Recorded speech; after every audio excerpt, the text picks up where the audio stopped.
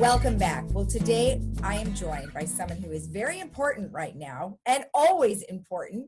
It is Dr. Salvador Hernandez, who is the Chief of Infectious Diseases at Kaiser Permanente, Orange County. Well, Dr. Hernandez, as I said, you are the man of the hour. I mean, this is a very important subject right now, more so than I think any other time. How are you today? Very well, Lisa, and thank you for having me. You're welcome. Thank you for taking the time out of your busy schedule. Let's talk a little bit about you before we begin. The Chief of Infectious Diseases, how did you arrive here? Well, this was right after my fellowship from UCI as an infectious disease fellow. I joined Kaiser. That was 20 years ago. And I've been practicing here in Orange County for the last 20 years and being the Chief of Infectious Disease in the last 3 years. So did you have your hand in the H1N1 as well? Yes, to less extent than, of course, the SARS-CoV-2. Yeah. Right. Okay. So the SARS-CoV-2, you know, we're dealing with something even more infectious than those. So tell me what you know about COVID-19, like, and kind of give us a background on how Kaiser Permanente sort of figured out what was happening. Sure. So, you know, this is, of course, we all know back in the beginning of the year, January, February, and March, there were reports of cases of this unusual pneumonias out of Wuhan, China. But it didn't take long to understand that this was not just a regular pneumonia.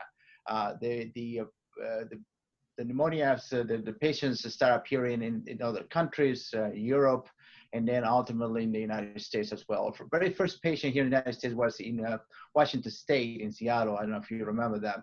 So from mid-March, the WHO declared the SARS, systemic acute inflammatory response syndrome, as a pandemic, as a world pandemic. And from then on, you know, we've been dealing with this in a daily basis.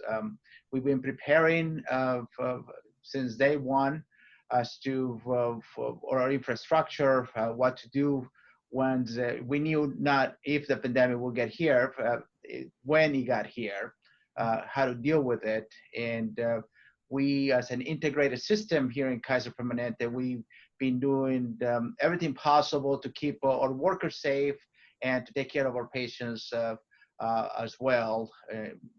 Unfortunately, this virus, we haven't found a good antidote up until now. The medications that we have, that we give to patients once they get into trouble, they do have very limited efficacy, unfortunately.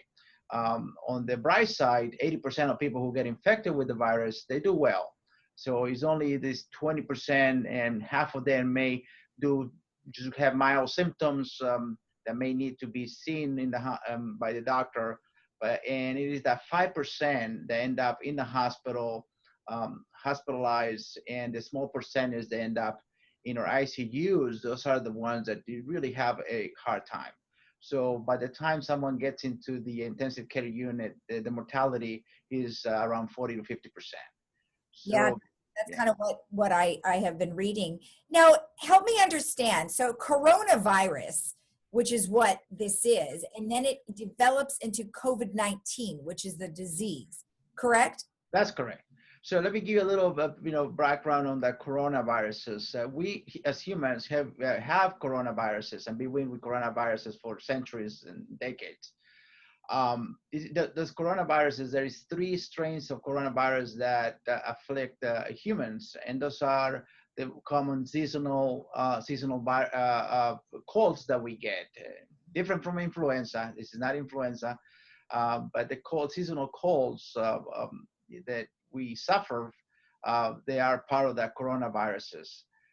And this particular virus, which is novel to humans, it's understood that it jumped from an animal species to humans, and it becomes stable on us, and has been spreading wildly throughout the human race because of our activities. You know, we move around a lot, and the virus is it continues to inflict this infection to new people.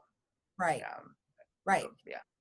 Now, in regards to what you learned at the beginning and what you know now about how to treat patients, we've come a long way, haven't we? We came a long way mainly in as to when to more or less put patients in the intubate patients, when to bring them to the hospital, levels of oxygen. There is a type of therapy that we call prone therapy, which means we play the patient's face down for 16 hours at a time, and then 8 hours up. And then we turn them back down again. So it's very labor intensive for our ICU nurses and our staff, the respiratory therapists, having to do this kind of therapy. This is mainly on patients that are the sickest, meaning they are either intubated with a ventilator on or close to that. And so we learned those techniques. We learned how to manage how to be safe in the ICU. And at the beginning, it was very scary for the nurses, for the respiratory therapists to be in and out of these rooms without knowing exactly how transmissible it was. You may remember there was a lot of problems with the protective equipment for our nurses and the hospital staff, which by now, we're doing better with that. We still have to keep an eye on it, supplies, but supply-wise, we are in a much better position now. So what else have we learned about the virus, how to treat it? There is a whole army of people trying to figure out what may work for this virus. Unfortunately, in my opinion, nothing as up until now, other than steroids, really has proven or shown an efficacy to decrease mortality on these patients. We have one approved antiviral, remdesivir, by the FDA, which we use on everybody, but it seems to work better on mild cases, mild to moderate cases. By the time someone gets into the severe case or the severe status, almost none of that stuff works. So the patients become very labor intensive, very prolonged hospitalizations, which is what is taking the tolls in the hospitals. Yeah. Once they've gotten to a hospitalization, bed, let's just say, and they're progressing towards an ICU, what are some of the severe symptoms that those patients are suffering? So basically, is the level of oxygen requirement continues to gradually go up. So if we have, let me bring you through a little scenario. Somebody comes to the ER, they've been COVID positive for 4 or 5 days. Initially, they were feeling some mild symptoms, body aches, a little headache, not feeling well. But now they're having actually shortness of breath, meaning they walk a short distance and they feel like they're winded. So those patients they're very concerning, because they are going into a phase where the virus itself is not as important anymore, but what's left behind, all this, what we call a hyperinflammatory state, seems to be developing. On those patients, their saturations, the oxygen in the blood, which is typically over 94% to be a normal, they may be 92 to 94% by the time they get to the emergency department. We give them some oxygen and the oxygen goes up to a normal level, 97, 98. Well, you find that 4 or 5 hours later, you had to increase that oxygen level. So you go from 2, 4, 5 liters, 6 liters. And by the next day, they may require now what we call high flow.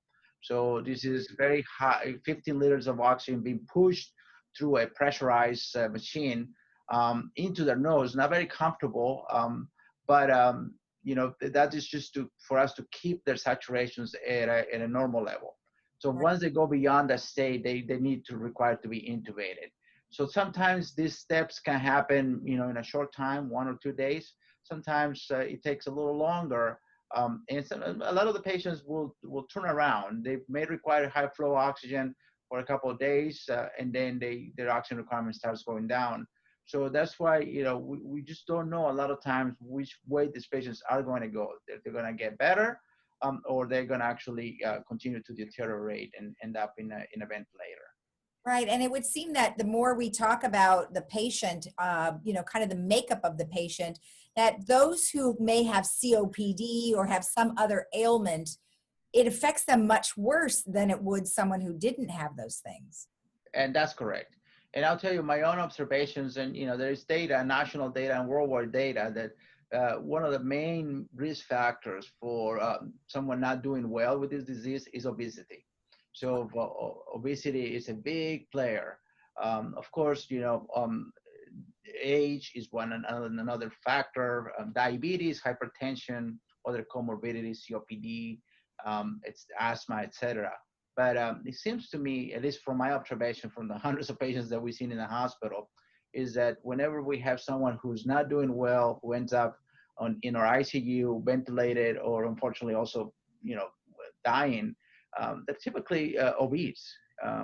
And I'm talking about BMIs over 35, close to 40. So the higher your BMI is, the higher the risk of death is. Right. Right. Now, let's talk about some things that people can do. Now, obviously, exercise would be a very key thing here, and also keeping your immune system good. Correct? That's correct. So what can we do in order to stay healthy in this time of the pandemic? By far and by most, don't get the virus. And what can you do for not to get the virus is, if you hear this day in, day out from different venues, wear a mask. Don't be in any social gatherings with people outside of your household that you live daily.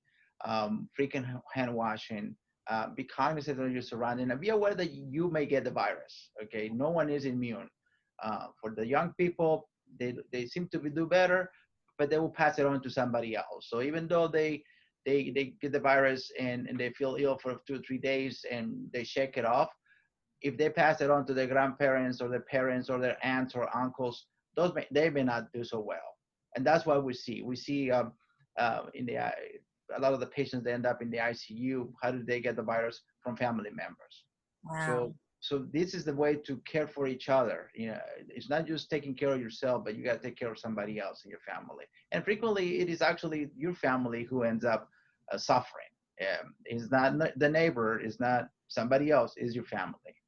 Right. We've heard many stories of family members, multiple family members Yeah. getting and then unfortunately dying. Tell me Correct. a little bit about the testing that's going on right now. I mean, I don't think we have the antibody testing available yet. We just have regular testing.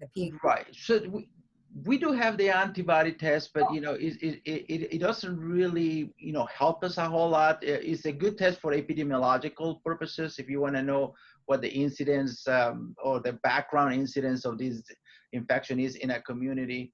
But right now we know is widespread. So the antibody testing becomes sort of secondary. So I had some numbers here about the number of tests in the United States. It's something like 91 million tests we have done since the beginning of the pandemic throughout the United States. So it's a lot of testing, but you still see those very long lines of people wanting to be tested. A lot of people who are asymptomatic want to be tested, and I would put my word to encourage people that if you're having no symptoms and just because you want to travel or be with somebody, that maybe consider leaving your space for somebody who's symptomatic. We try to keep up with the daily testing here in Kaiser Permanente. We have increased our testing capacity to an incredible number of tests per day, but there is still shortage of capacity. There's still people waiting a day or so to get the test, and the results also come back later. So it's testing is just trying to catch up. Yeah. And the testing that you're referring to, what is it called again? Oh, it's a nasal. The most effective test right now that we have is a posterior nasal test. It's a PCR, a polymerase chain reaction. There are different manufacturers, and what it does, it replicates amplifies the RNA of the virus, and it's a very sensitive test. The sensitivity is over 94, 95%. So there are some other tests that will be coming up in the market. They're still in process of getting accreditation and approval, but there is a saliva test that may be even done at home. Yeah. So people at home may be able to swab the inside of their mouth and send that without a doctor's office, etc. Those are in process.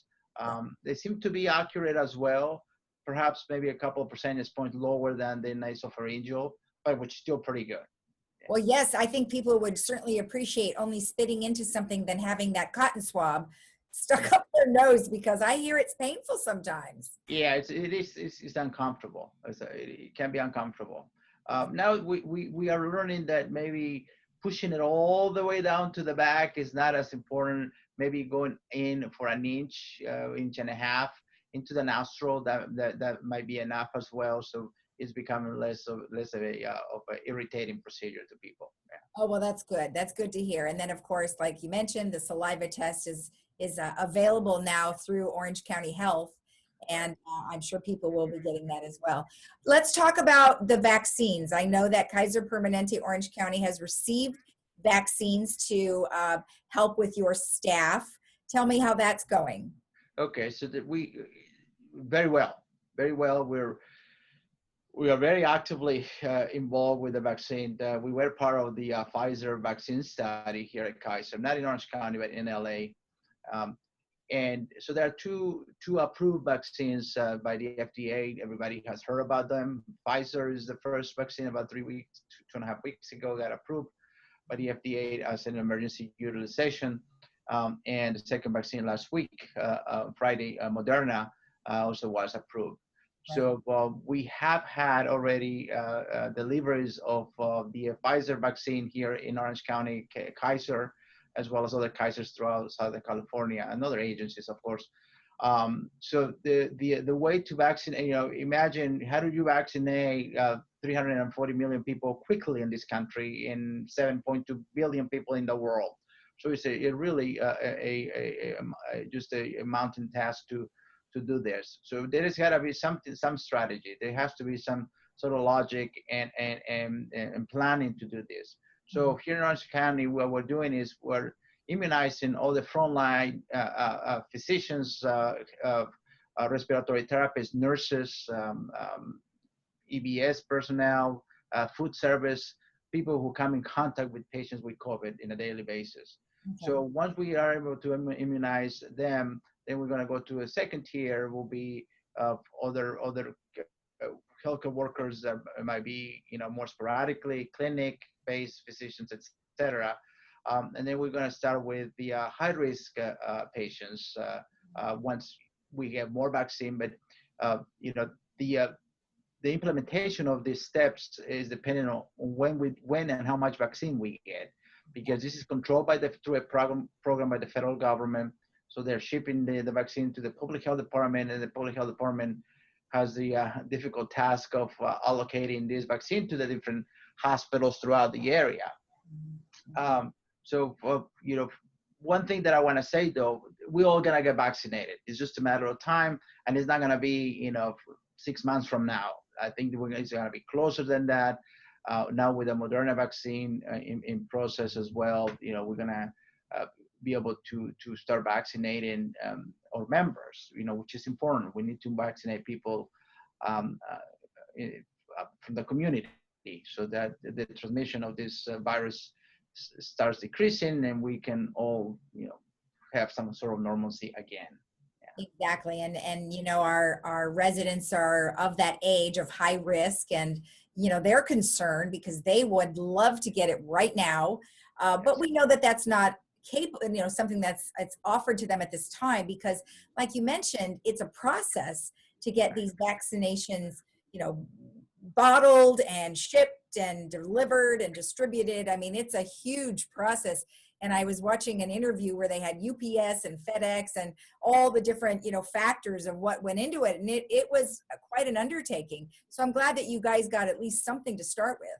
Yes, we got something to start with, and certainly, as more vaccine becomes available, we will start sending it out to our senior members, of course, It's not easy. It's not easy to. We wish we could give it to everybody, but we want to reassure our members that they will get the vaccine.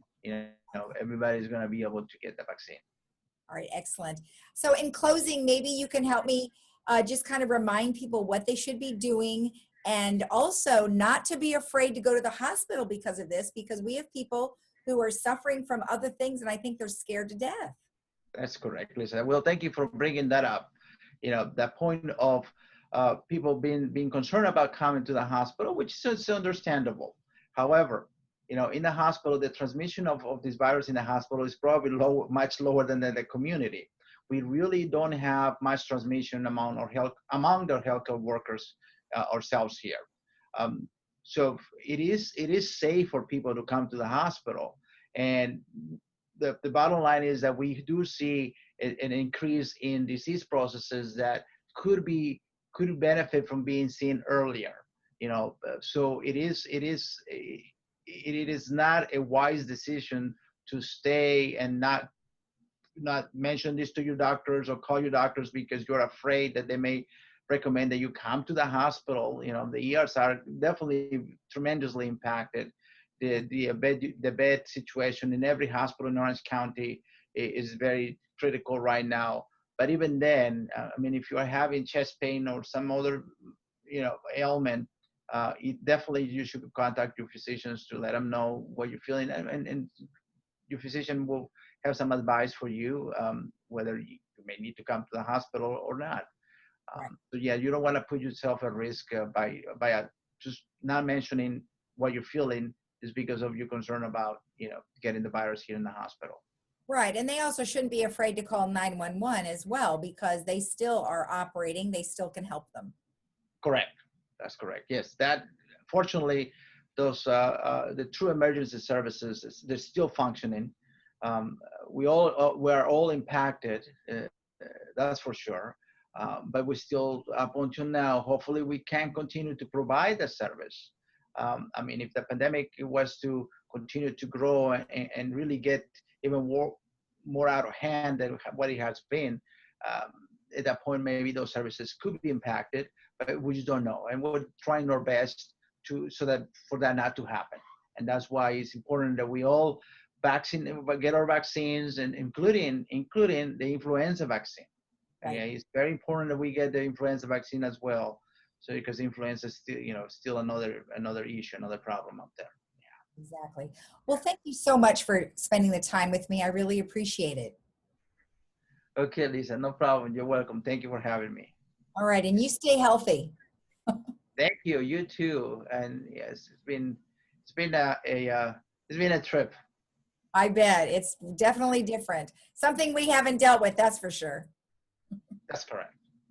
But it brings out the good human nature of people, as well as some undesirable characters on people. But it's what we have, and we just have to deal with it. All right. Yeah. Well, thank you again. No, you're welcome, Lisa. Thank you. Okay. Right. Bye-bye. Bye-bye. And we'll be right back after this.